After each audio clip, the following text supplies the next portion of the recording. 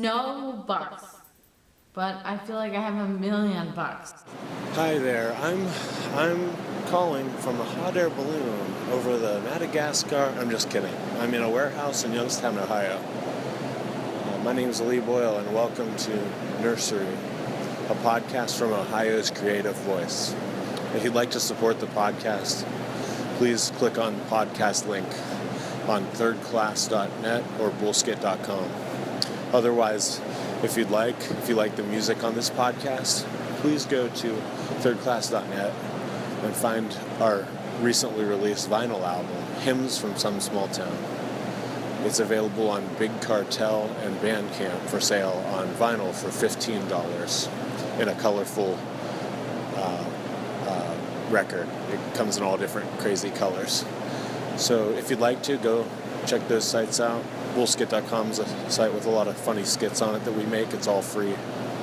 But any of those things I just mentioned, you can click the donate button if you'd like to help us keep this podcast running, keep the skits running, keep the music happening. It's all in the name of Artistic Ohio. Thank you so much. All right.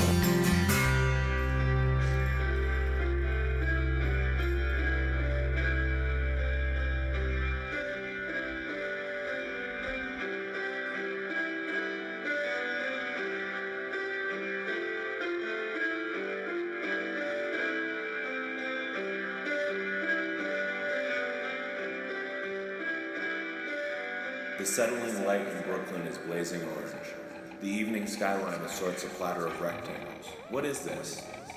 My friends are dark and blurry in the sunset. Miles Davis plays in my head. I've known moments like this before. These kinds of views should be dreary by now.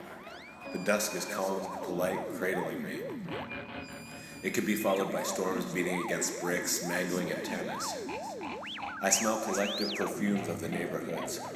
I silently pray to my writing teachers, thanking them for allowing me to thoroughly enjoy this. Oddly, I think of Youngstown. I get the same feelings as when first going into a playhouse or health food store with my mother. Those weird smells of rice, curry, and basement floors, even when there was no basement.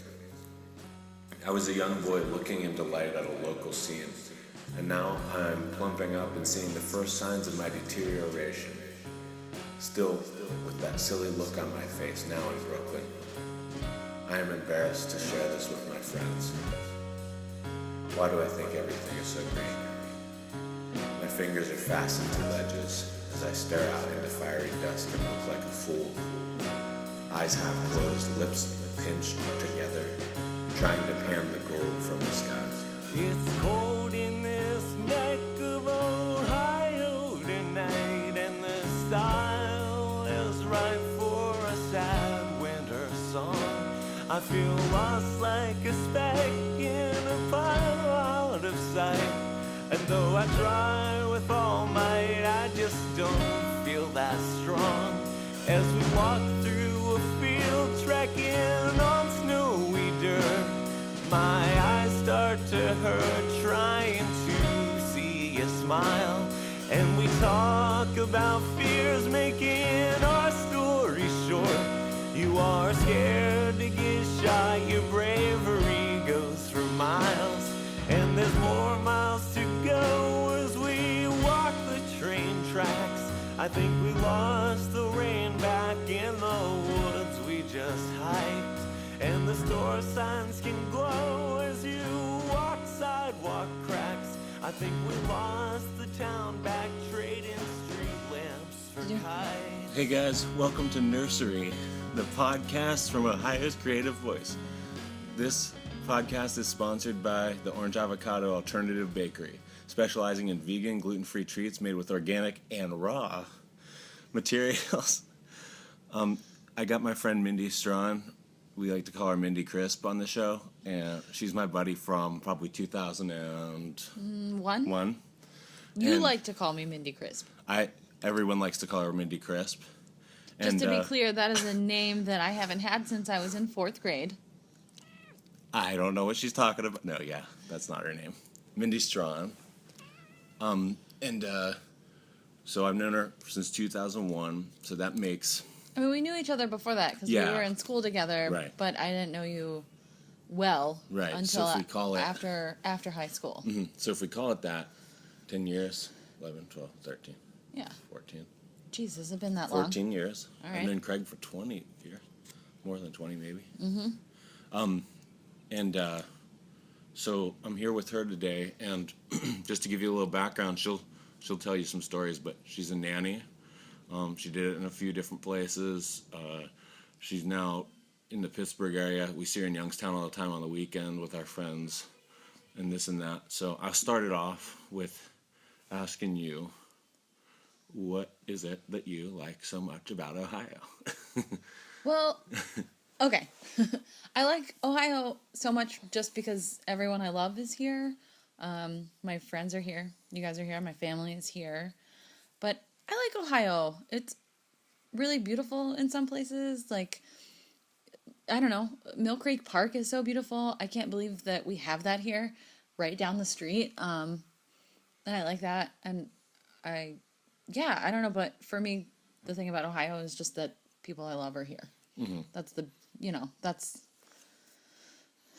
I wish that I lived here sometimes just because everyone I love is so close. But And where is it for the listeners that you live right now? I live in Sewickley. I'm really bad about this, but I want to say it's like 12 miles from downtown Pittsburgh. Can you give them the address? No, I'm just kidding. Yeah, so it's just outside of Pittsburgh. It's very, it's very Stepford. Mm-hmm. Not to say anything bad about Sewickley. Everyone's been super nice and sweet and great there, but it's like just big, beautiful mansions and people with like $1 million. You know, it's just, yeah. So that's where I live. So you're a nanny in Sewickley, PA now. Mm-hmm. When did you start being a nanny? I started being a nanny almost as soon as I met you, and I don't remember what I was doing when I met you, but I feel like when I met you, I was just about to start my first nanny job. Mm-hmm. So I've been a nanny for going on 14 years now? Wow. I can't do math. That's amazing. It's like you've been in Andy, basically since I really knew you.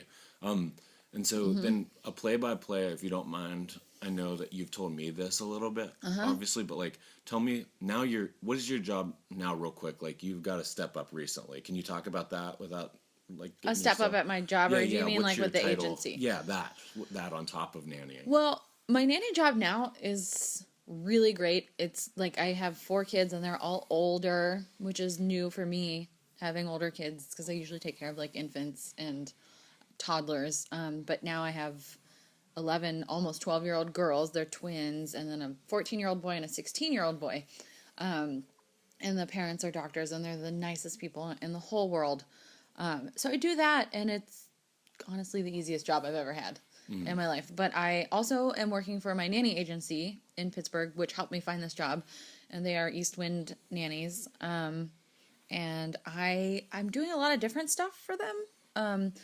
Doing a lot of, calling references for nannies that have applied to our agency and stuff like that, but also just assisting the owner with whatever she needs. See, that's a cool thing. It is cool. To me, I know that, so we'll talk about this in a sec. You worked in New York for a number of years, but to me, this is like a nice coming of age thing as a nanny, that you're doing that job plus as a job as a nanny. And there's lots of responsibility, but at the same time, I just saw you talking about something you were typing up earlier. You have a lot of compassion for anyone who's getting into the nanny business. Yeah, even if you haven't met definitely. them, you just have compassion. Yeah, I never met this girl that I was typing up her references, but one of her references said something that just kind of drove me crazy because it didn't seem necessary, and I thought, that could hurt her, but I have to type it up, but I felt bad for her. And I was like, you don't even know, who cares? But that's probably why you're good for the job. Yeah, because I get it. Because, I don't know, because I've worked for some not great people, and I've worked for amazing people, and who knows what people will say about you, but this woman seemed to really like the nanny and said really good things about her, and then, yeah. Yeah. Well, okay, so play-by-play, your first nanny job was where? It was here in Ohio, in Poland.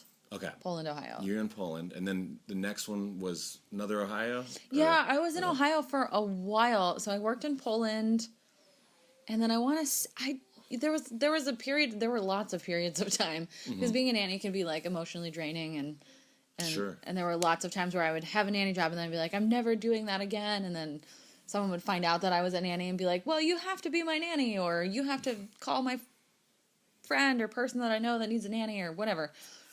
So then I worked for someone, I want to say in Poland again. Mm-hmm. You remember that when I was friends with you, and I worked for those people in Poland. Mm-hmm. I worked for them for a year. Then I worked in Warren for a very short amount of time. And then I worked in Boardman for a really awesome family for like 5 or 6 years, still really close with them. They had twin girls. I always have twins. Mm. And there was a lot of babysitting in there too, like because people would be like, "Oh, you're a nanny. Do you have time to babysit my kids?" So yeah. I've heard you talk about that where you're like, at the last minute when it's like either a day off or it's a time to leave, people are like, "Oh, 15 more minutes? 15 more? You cool? You cool? I have something to do. I'm home while you're home, but hey, you're here." Yeah, that happens a lot. Then the next real big jump, unless I'm missing something in the middle, is New York, right? No, and then it was New York. So it was like 2009. It was August of 2009 when a girl who I had been babysitting for, I had babysat for her. I wasn't at the time, but she posted something on Facebook that she was like, her and her son were moving to New York. And jokingly, I was like, take me with you. And then she Facebook messaged me and was like, no, seriously, will you come with me? And I, 6 weeks later, moved to New York. That's awesome, man. So just like, I don't know who's listening, I don't know who's not. It's hard to tell who is and who's not, but anyone who's an Ohio person who likes music or who's a creative type, I imagine that's who this podcast is for. Just so you know, I mean, I know there's so many people that moved to Ohio, or moved to New York from Ohio, I'm sorry. Yeah, there are. And there's a ton of people, but I have to tell you, man, there's a good reason why. I mean, like, me and Jack and Pappy, we'd go on, play shows, we'd stop at your place, stay there, see you, play shows. You'd come to the show after working 14 hours, something great. And like, we go do that. And then we'd come by to visit, go see Saturday Night Live, go walk downtown Brooklyn, go uptown, me and you and my wife. And we had so much fun. Ridiculously, on top of the insaneness of New York being cool, ridiculous things that we're so freaking slap happy from you being tired from your job and just living in New York, and us being tired from the drive, that it was like kind of compounded into crazy stuff. I imagine the same is true for you and Corey. The journey like adds this slap happy attitude and stuff. I would be so excited when people would come visit. And it was so good. It was always so good. And I did it for my bachelor party. Was like Peppy and I going to road trip to Boston, stopping in New York. Just to be clear, his bachelor party. My bachelor party was a trip with one man. Party was him and another guy. Just driving. A gay guy. Yeah. Just taking a little trip together. But no, that was so much fun. You guys were my first visitors. I had not lived there for very long, and we let our hair down completely and went on this crazy trip where we just drove, two guys just knocking around the East Coast. No, I love that you did that. That was really cool. Fun. And my phone was stolen. Oh God, yeah. On that trip. God, I'm such a jerk. I gave. He makes fun of me all the time. I gave her a hard time for it because we go into Times Square, and somebody was just. I think they were just basically being nice, and they were like, because she put her coat on the chair. I was a new New Yorker. I didn't know any better. It was new. Yeah, you're right. It's 2000. I was only there for like. Or 2008 even. I'd only lived there for like 2 months at that point, 2.5 months, something like that. And then 9, yeah. And then, so we walk into some random restaurant, Times Square. Why were we in Times Square? Because I had only lived there for 2 months and I didn't know any better. Well, of course it was because of me, I'm sure. It wasn't because of you. That's probably just where I thought to take you. I didn't know. Well, I didn't know anything we went about to anything. a bunch of great places, just your rooftop being one of them, let alone... Oh, that rooftop was cool. Yeah. Just looking at Brooklyn from a rooftop, I guess, is just a cool thing to do. We walk in there, you got your coat on a chair, and we walk away just a few feet away, not even for a second, really. Mm. And then somebody comes over, and probably, we don't see who it is, but they just grab your phone out of the pocket, take off, and somebody at the register is like, hey, hello, do you... They did not sound like... I just make everyone that Mindy talks to in stores sound like that. Like, somebody took your cell phone, and you were like... No. And I'm from New York, sir. No, I was never like that. He's like the worst. No. She was like, oh, what do you mean? And then she went and looked, and it was gone. And I think the funny thing later that night was that you called a couple times. Peppy called, and the stolen phone, we called it. Peppy called, and they answered, and he was like, "You stole my friend's phone. Bring it back." And they were like, "It's a stupid phone anyway. Like, we don't even want it." It was a stupid phone. It was like some crappy flip phone. I don't know. It was a dumb phone. It was funny that he talked to the person that. I know. I can't believe they answered. Yeah. It's just New York for you, I guess. They're like, yeah. What are you gonna do about it? I don't know if I can do this during your podcast, but I'd ever tell you about when my brother, he worked in Times Square when he lived with me. I was there when it happened. When the guy mugged him? Yeah, and he hit the guy back. And he like Tell the punched story. him. That's a good story. Well, I don't like. I didn't see it, obviously. My brother worked in Times Square, and some guy literally like lifted up his coat and grabbed his wallet out of his back pocket. Like it was winter time, right? Or was this when you guys were there for SNL? Yeah. Bethany relayed you the story. Yeah. And the guy like tried to run, and my brother and the guy had a backpack on, so my brother grabbed him by his backpack and threw him on the ground, took his wallet out of his hand and punched the guy in the face. And like which is amazing. And said like people were cheering. And guys, I just have to say this, like most of the people I interview on this podcast are my longtime friends. They're from East Palestine, Ohio. Just think, okay, this is East Palestine, Ohio. Imagine a small town in the Midwest by the PA border. This is, you get the picture what this is. So this dude, Luke, her younger brother, is in New York working at Toys R Us, getting mugged, and fights back, gets his stuff back. He got his wallet back. Like you say. Yeah, everything back. I mean, come on, dude. For us, it's a big deal to drive to Youngstown. This is big. It was cool. Potatoes. I was really proud of him, and it was funny. He didn't tell my mom for a long time because he didn't want her to be worried that he got mugged. But Times Square is such a because tourists are there, so that's probably, they stole my phone because essentially living there for 2.5 months, I was still a tourist. So, but it's just huge. I don't know why I'm saying it's big potatoes. That's not an expression, but I'm going to stick with it because everyone gets my inclination. It was big potatoes for you to live in New York. It was big potatoes for him to fight back on getting mugged. Yeah. It was big potatoes to be there tourist or not. Some people drive to Kent, Ohio from East Palestine and are afraid to cross the street. That's the truth. Do they? Oh, yeah. Are they? Dude, there are people that live in East Palestine who have never been to Salem. That's weird. I know, but it's true. I didn't know that. Yeah, dude, it's so scary. I'm not, to each their own, but, dude, when I worked delivering pizza for 9 years, and I met a lot of people who were just turnover employees who were like, "You went to Pittsburgh?" And they got wigged out because I went to Pittsburgh. When I met Corey, and this is not like the same thing because he had obviously been to Pittsburgh several times. Sure. But when I met him, one day we were like, "Oh, let's do something, like let's hang out." We had just first become friends, and Peppy was working, I think, and we were like, "Oh, let's go get coffee." And I was like, "Let's go get coffee in Pittsburgh." And he'll still tell me that like he could not believe that like we were being so spontaneous and crazy to drive all the way to Pittsburgh for coffee. And see someone. And I was so like, close "No, to you. it's no big deal. Right. We're just gonna go to Pittsburgh and get coffee." And we had so much fun, and that's probably when we first like bonded. But that's a good thing. See someone so close. And he to you was younger almost than like me, that. and he hadn't done a lot of that. But yeah, and young, it's fun. It's cool because see, you and Peppy are real good for me, and Corey, and Ellen's real good for me in the same regard because you guys sometimes are the ones that instigate the travel, like the little like travel bug. Yeah, I like to travel. And, like Peppy will instigate it with me by saying we should go do a tour. I'll organize a tour, but him and Jack are the ones that are like, let's do it. They're the ones that are more like, it's feasible. I'm always like, we can't. I'm that guy. And you guys have done it several times, And then like you and Pepper are like, let's go to New York. The first time, let's go to New York. You just like took, dude, that's amazing. And you were young. When Peppy and I went the first time, you mean? Super young. Yeah, we were really young, and we didn't know what we were doing. Like 19 and 20, maybe? Yeah, maybe. We weren't even old enough to drink, and we were so weird and funny. Like, we parked in New Jersey and took the ferry over to Manhattan, and then we like walked around Times Square, and I'm sure that that's all we did. I don't think we ever took the subway or a bus or a cab or anything. We just were like, we're spending the day in Times Square, and then it was really hot outside, so we went to see the movie Saved with like Macaulay Culkin and Mandy Moore. You know that movie? Yeah.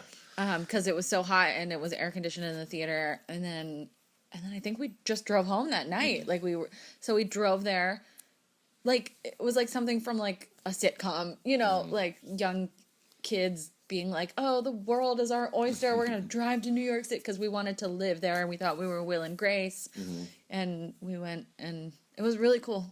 It was really fun. But so many times with any adventures, musically inclined or not, you or Peppy have been like the leaders to the people doing it because of that trip initially. Then you lived there, and obviously that gave you a leg up.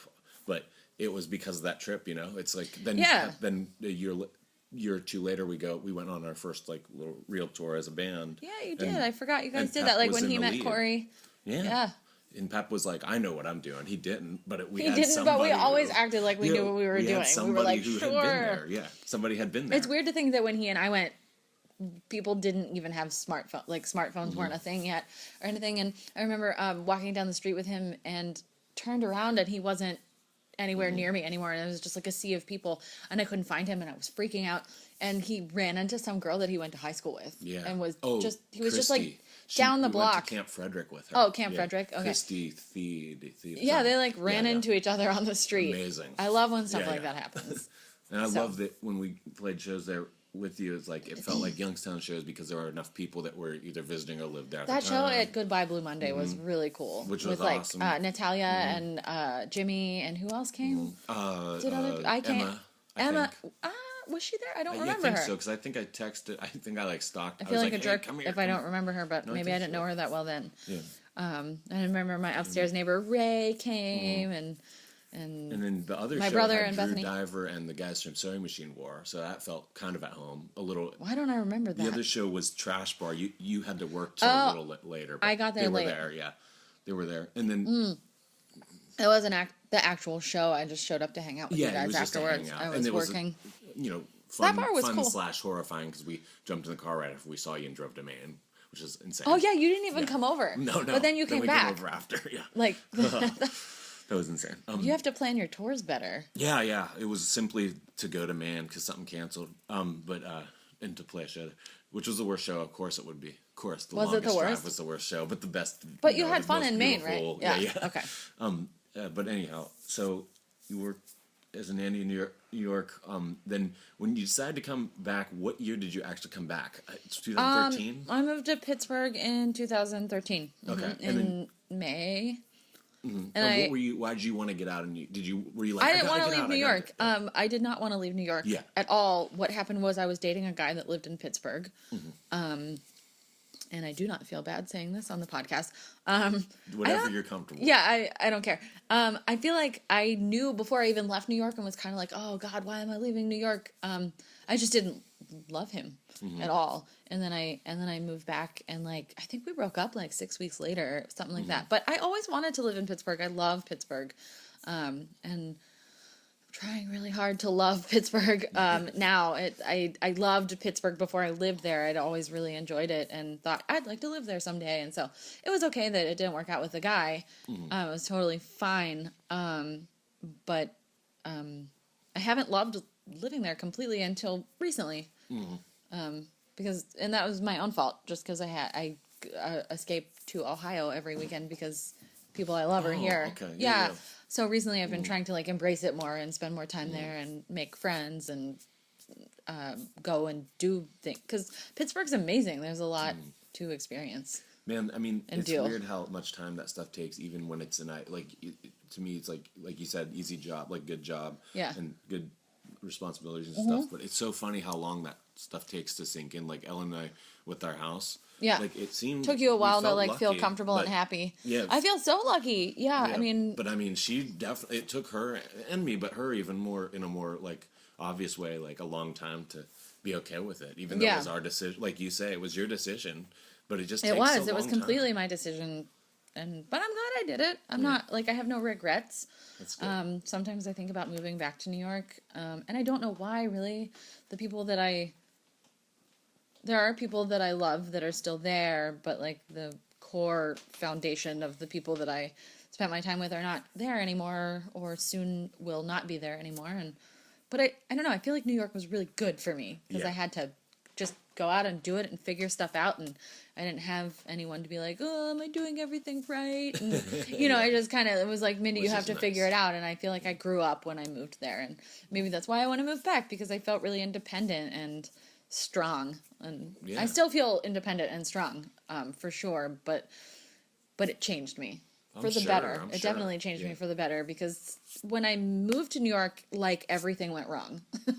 It was like I moved there and everything was a disaster. Corey's dad passed away, and things with my job were not great, and just I had a relationship fall apart, and like everything felt like it went wrong, and I've had to figure it out on my own. I didn't have anyone, and I didn't have the support group that I have here, and I had to figure it all out, and that was good for me. That was good, and it's good for anyone, I think. I don't think I have the timing right on this, and I don't really read into it. I just think it's interesting. When you moved back, did Corey's grandma pass away, and then when I moved also back went through, here? Yeah. No, that wasn't quite the right away. timing. That I was trying to draw a line. Gosh, I can't remember when that was, but it wasn't right away. Not that I actually don't have anything to read into that, other than I was going to try to draw a line and be like another breakup and another Corey's family. No, it wasn't like that, but it's not really like that. But things have fallen apart in my own personal life recently, as is, anyways. But that has nothing to do with moving. But how's it been in the last couple of weeks? Because you went through a lot of stuff you don't have to go into, but no, I don't mind going into it. My mom got really sick, and that was really scary. And then I found out I was pregnant, and then I had a miscarriage, and then and my dad's been sick and having to have surgery, and everything's been nuts in the last few weeks. But I feel like getting back on my feet is happening, and that's good. I don't know. I don't mean to be like cheesy or whatever, but no, not at all. But it does make you stronger going through stuff like that. It definitely makes you stronger. And do you feel a little bit like you have New York to thank for staying a little tough right now? Oh, definitely, for sure. Oh my gosh, definitely. The woman I worked for in New York toughened me up so much, because when something would go wrong, the woman I worked for like the 3 years I was there, not the first woman, but the woman. I don't know, she always made me feel like I could do anything. Like sometimes she drove me crazy, and she would push me really hard, and I'd be like, oh, this isn't fair or whatever. But she pushed me in the best way possible. Like whatever idea I had or whatever was going on, like she just always made me feel like you could do this. Like I don't know how to explain it. It sounds cheap, but like no, it doesn't. That sounds cool. Yeah, like she believed in me in a way that no one ever did before, or expressed to me that they did. Yeah, at least couldn't show you. There was never any like, well, I'm concerned about this because you're kind of this kind of person, and what you need to be doing. She would just be like, just do it, right? Or she wouldn't say anything, but she would ask something of me, and they paid me really well, and I wanted to do a good job, so I would just be like, well, I have to figure out how to do this thing that she wants of me, or I had to learn how to take care of an infant that was 3 weeks old. And wake up with it all night and feed it, and just stuff that I didn't know how to do, and I just had to like fake it till I made it. And I always forget how young those kids were. Yeah, they were really young. They were really great. The thing I was going to ask you about in comparison to working with kids is if listeners don't know, you can go on. I have to plug this because it's just fun. If you go on bullskit.com and look through a couple of our categories, you'll find a skit. It's called Buzzed on Life. Sorry. Buzzed on Life. It's called Buzzed on Life. Yeah, and Mindy's in it, and she is buzzed more than buzzed in it. But it's a good skit if you ever want to like if you happen to be like just someone who stumbled upon this podcast and you want to see what this person is like. This is not really the right way to do it, but you'll see the sense of humor. Maybe it's the right way. You know what? I feel like it's the perfect. Maybe it's an embellished version of all the funny things about her. You will find an embellished version of the funny things about Mindy if you look up on bullskit.com, try to find, or go on YouTube, find the skit Buzzed on Life. If you type it in on YouTube, it's like one of the first things that comes on. You see my stupid face in the frame. And she's in there with me, our friend Peppy, our friend Corey. I wanted to say that sense of humor, not obviously that specific, but your sense of humor, has that just gotten you through just everything? With the kids and stuff? Well, my mom raised me to have a sense of humor. Mm-hmm. My mom used to always say that I remember this horrible, what felt like at the time, and it was at the time, but this terrible thing happening when I was in high school, and she said, she would always say, Mindy, you won't believe the things that you're going to look back at and laugh about. Mm-hmm. And I remember being like, okay, Mom, sure. But she's right, and I took it to heart, and I love my mom. And, my mom and I started out, it was just the two of us. Like, my dad left, like, right after I was born, and then she met my dad. That's my dad now. That's always been my dad. But they got married when I was, like, 3 years old. But my biological father is what I mean, left right after I was born. And I don't know, we went through a lot together, and she always did it with a sense of humor no matter what was happening. And yeah, you have to laugh about stuff. Yeah. And you have to be able to make fun of yourself, and definitely can make fun of myself without being too self-deprecating, because that kind of bums me out when people get too... Yeah, all of us have a little bit of that problem We once in a while, do, but then and we I'm bounce trying to... back. And That's something I've been trying to work on lately, is to, like, not be self-deprecating, but to realize, like, hey, I'm kind of great, but, like, I can still laugh that, you know, I'm 31, and I'm not married, I don't have a boyfriend, I don't have, you know, all that stuff, but, like... but yeah, you see, the only person that ever is even thinking stuff like that is usually just that one person. That's what's nice about it. It's like, Yeah. that anyone who self-deprecates, it's because they think that those other people around them are thinking that. They're not. They're Yeah, just not. well, Half the time sometimes when you have family events, yeah. and Oh, older God. family members are like, when are you Well, gonna... that's And a I'm like, whole shut nother- up. That's another ball game. Yeah, You got a screwed up good- your life. Yeah, Like, yeah, you got a good point with that. That just happens. but other than that, no, I feel good, and Yeah. I think I would feel good being alone for the rest of my like that'd be okay. And I feel like I could do it because I have this sense of humor that my mom instilled in me. Like, she totally gave me that total gift of just being able to laugh in the face of whatever is going on. And I'm not saying I don't, like, get super sad sometimes and cry about stuff, but, like, after I'm done crying, like, I can find something to laugh about in whatever situation. And I feel like that's why we're all such good friends. Like, we all get that and can make fun of each other. Yeah, and you know, I think it has a root in us all being a little like that when we were young. Like, we were all probably okay to just, like, live our lives in the instance that we maybe wouldn't find that close of people to be with. Yeah. And then once we realized we could be okay without it, we got it. Yeah. And then you hear the story. I mean, with, you guys like, all have someone. I don't mean it. Just to be clear to this podcast, I'm the only single. Is there She's anyone? the single friend. I'm the single we got friend. a few single friends here and Do there we? in our life. Yeah, we got a few. Who do we have? We got. I mean, it could change by the time people listen to this podcast, but we got Craig. We got. Oh yeah, we have Craig. You know, Greg, kind of off and on. Seems I don't like know he's what's dating going on with somebody. his love life. Yeah. And I don't want to speculate without knowing, but you know, sadly, you know, I guess you don't want to call it off too early, but you know, Jack. Oh yeah. like, Okay. Well, that kind all of right. thing. All right. Well, Not because anything bad happened, just distance in Distance is relationships rough, hurts yeah. things. But regardless, yes, Mindy is. Ellen, my wife and I are often like, give us a story, Mindy, and we always give that crap. and to I her. always deliver. And we love her I do stories. deliver Oh, often. you do. I have stories. You never haven't delivered. I and have they're always stories. good. But also, I think that I'm talking even earlier than anything about a romantic relationship. I just think that all of us, maybe we weren't outcasts, but when we were young, we were kind of like happy within a self-contained thing. Definitely. And then we became buddies, and that was a bonus. And oftentimes you hear stories of people who become successful in one walk of life, and what they did right before they got that success was they gave up the idea of it. Yeah. And then they got it. Yeah.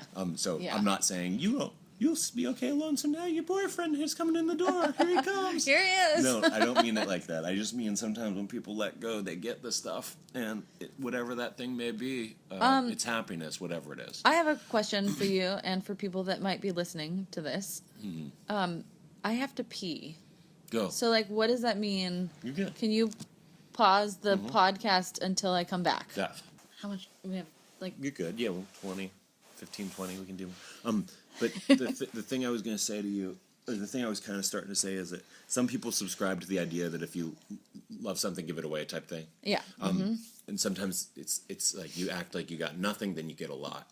And some people subscribe to the idea that if you have a plan B, you'll never get your plan A done. And you shouldn't ever consider failing. I've never really heard that. But I've seen you kind of act out both of those subscriptions, not to get too crazy about it. But New York was kind of like, no going back. Plan A, only plan A. Yeah, it was. In New York. Well, because I didn't have any other plan. Yeah. That was really lost And in 2009. People say that's the plan for success. Well, and the thing with New York, it wasn't a plan. It fell into my lap. It was like I said, it was a Facebook, like, take me with you, and she took me with her. But at that point in my life, I had no other plan. I don't know. I don't know what I believe is. I don't. Yeah, I do subscribe to both. I don't know. To both, total. I'm Yeah, not, sure, I'm not sure. saying that either is right, and maybe that's just splitting hairs. But I've seen both happen in your life. I've seen it be like New York or nothing, I don't got nothing. You Yeah. had something to come home to, obviously, but like, Of course. it was like you were like, I'm gonna make this work. I I said had I was to. gonna do it. I'm gonna do it. And then there was also the like, hey.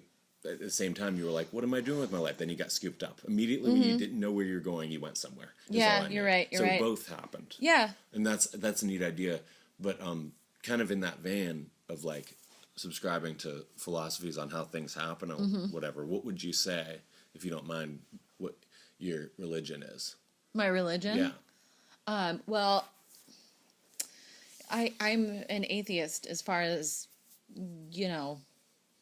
and I'm not a Christian. I don't believe in Jesus. I don't like, I guess I'm an atheist, but I feel very spiritual. Like, I kind of believe in the universe, which sounds so funny, but I believe that the universe, if I ask it for things or treat it a certain way, man, that sounds cheesy. It's hard to say it out loud.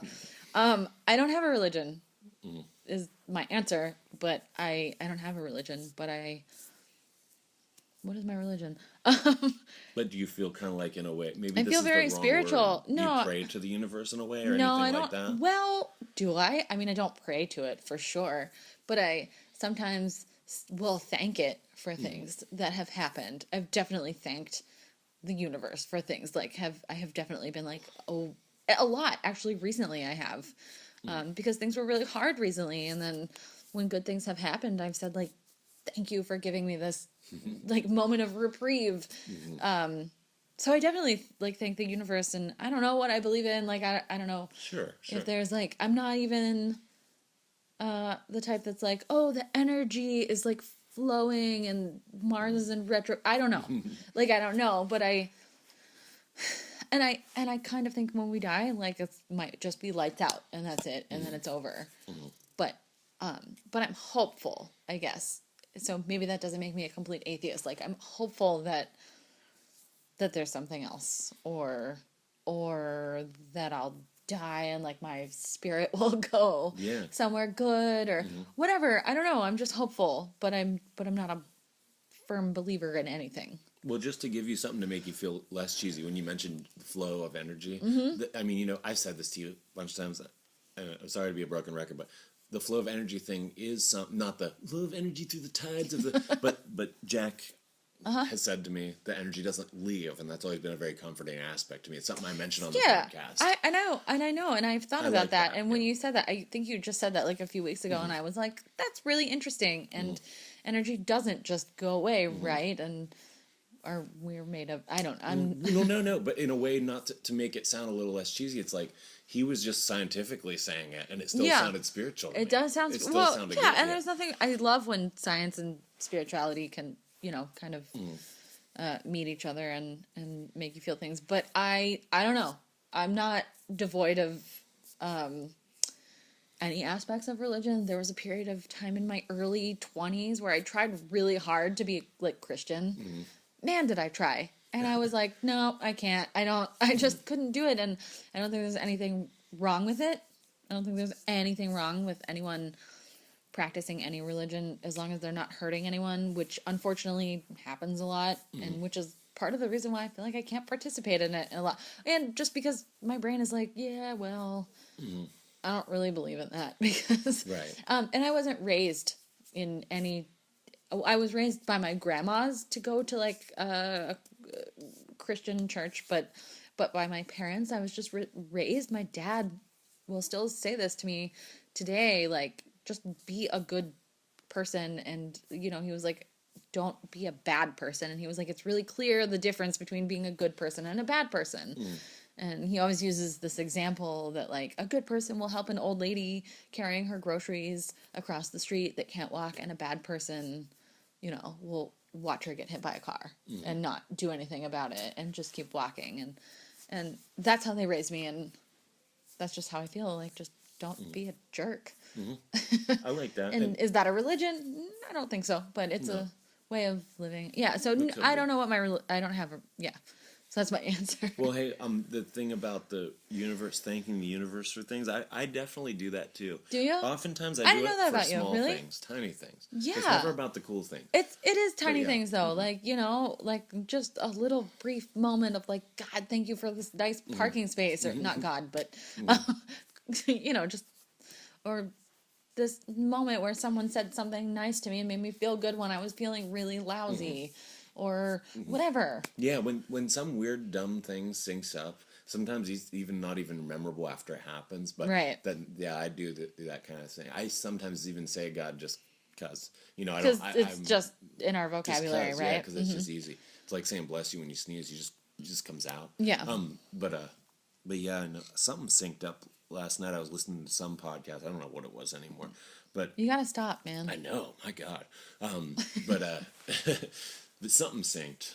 Some song I heard that reminded me of my dad, and something that timed out with something else. I can't remember. It was something really good that I should remember, and I don't know what it You was. don't. But it was some perfect planets aligning type crap, and I was like, oh yeah, this is good. It was just like, well, I was at work. I was alone at work. It felt good though. It's always for these little things that get you through. But with things like that and things that get you through, oftentimes I know that you relate, the things you go through with music. I do. Stuff like that. You mean me specifically? You. Yeah, I do that a lot. you. I do that a lot. Mm-hmm. And like you've been a good influence on me and everybody we've known. Like we lived in an apartment when we were young. We listened to music together. We had little dance parties in our little living room. Yeah, and stuff we like did. that and stuff. And you're kind of like Corey says this too. We all say this. We don't know if it's true, but it's because we're all such like weird nerds. We say that you're like the extrovert of our group. I'm the extrovert. Yeah. I don't know if you can say no to that, but I guess I feel that way. I feel like an introvert sometimes. sure, and maybe you're not. But really I an definitely extrovert. more maybe feel of this group. no, I definitely feel more like an definitely with you guys. With I this, can yeah. I can like let it fly.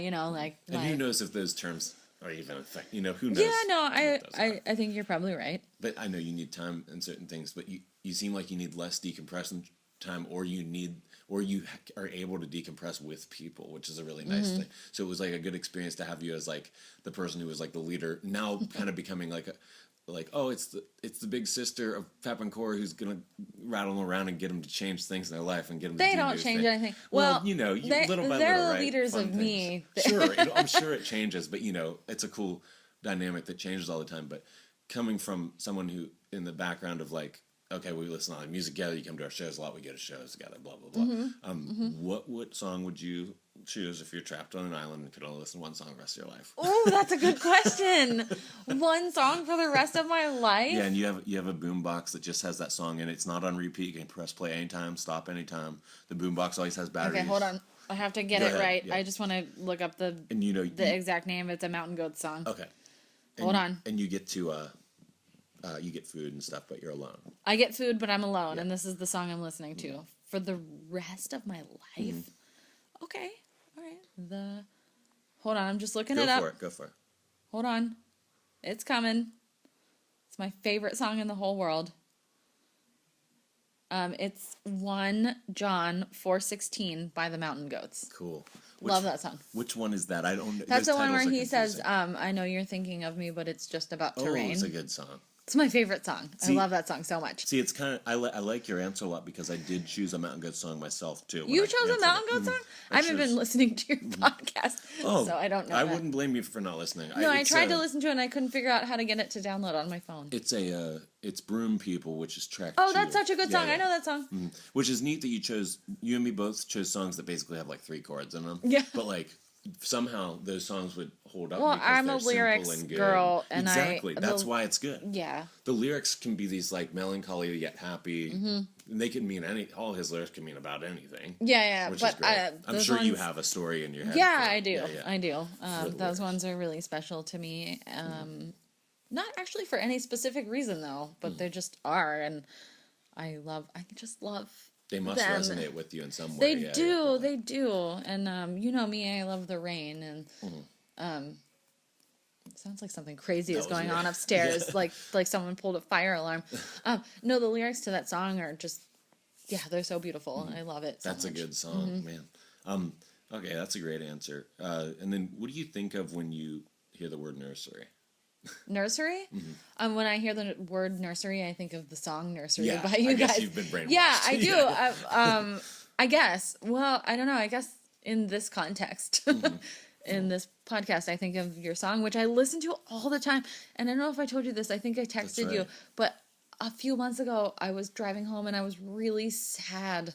I was like so sad, and the song came on like a playlist of mine, and I cried and cried. It's such a beautiful song, but I guess if I just heard the word nursery, like anywhere else in my life, I would think of a child's nursery, Sure. like a baby nursery. And I don't know. Maybe you could tell me. I don't know why I even care, but do any people you've worked with call it that when they have babies? No. No one says it anymore. No, they It's don't. so weird. They say don't the baby that. room, They right? say like Or the baby's room. Emmy's room or Sarah's room or whatever the child. Yeah, Is it going out of style or something? I just think maybe it is. I don't know. I wonder. Not that I don't I guess care though, that much. if I were pregnant, and I would call it that, I would probably call it the nursery. Like I would say, like, oh, and I've been working on the nursery. I think Ellen would call it that too, with if for no other means because of being a nurse and with association from her family working on a nursery Yeah, and things like that. So I like to use it. I like to ask people in the show just because a lot of people have said obviously baby's room. Some people have said church basement. They think of that when they were stuffed down there, where their family was going to church when they were little. yeah. And like I like it just because it encapsulates the podcast and talks a little bit about what we're trying to do here, which is kind of just breeding conversation in a nursery of the mind. However you want to say You are it. such a dork. I know, and it doesn't really. Obviously, listeners, if you've listened to all of them, you're a loser. But second, no, if you've listened to all of them, Way to get. you hear me listeners, trying to dude. connect these dots of this definition of nursery, and it just doesn't quite work. It's like a joke that you can't quite get off the ground. But I'm just And that's gonna what you keep keep pushing. doing? I'm gonna keep pushing Classic, until it works. classically. Classically, make it into whatever I want it to be and take poetic license with it. By the way, his birthday was yesterday, so happy birthday, dude. Thanks. I'm 31 now. Might as well just I'm 31. end it. I mean, totally. That's young. No. Okay. So, wow, we're good. Okay. So we did it. We did this we did it. podcast. Yeah, dude, that was easy. I feel like, I don't know. I feel like I seem boring in this Yeah, podcast. no, that was awesome. I felt boring. The best thing is, there's every little thing you said, we could flesh out and make its own podcast. So sometime down the road, we can do it again. boring. I feel like I could have done a lot better. Not even close. All right. It was fantastic. So if you want to say our little tagline sign off for us. Okay, what is it? It's look, Mom, we're on a podcast. Okay. I just say it. Yeah, and you're talking to my mom specifically. So add so- in something if you want to talk to her. Because Dad, she's our listener. she's the best. Look, Mom, we're on a podcast. Then tell her to make me some pizza. And can you make Lee some pizza, please? Tell her not to make the crust too thick. Don't make the crust too thick. Tell her to have Jack make the crust. She's going to mess it up. Tell her to have Jack make the crust. She's going to mess it up. Karen, I'm sorry. I'm sure you don't do anything wrong with the crust, but Lee is selfish and a terrible person. And he would like for me to ask you to have Jack make the crust because he thinks you're going to mess it up. Have Jack make the crust. You're going to mess it up. We love you, Karen. Karen, have Jack make the crust. Thank you for listening, Karen. You're the worst. Sorry, Mom. We love you. We love you, Karen. You little jerk. Do you do this every week?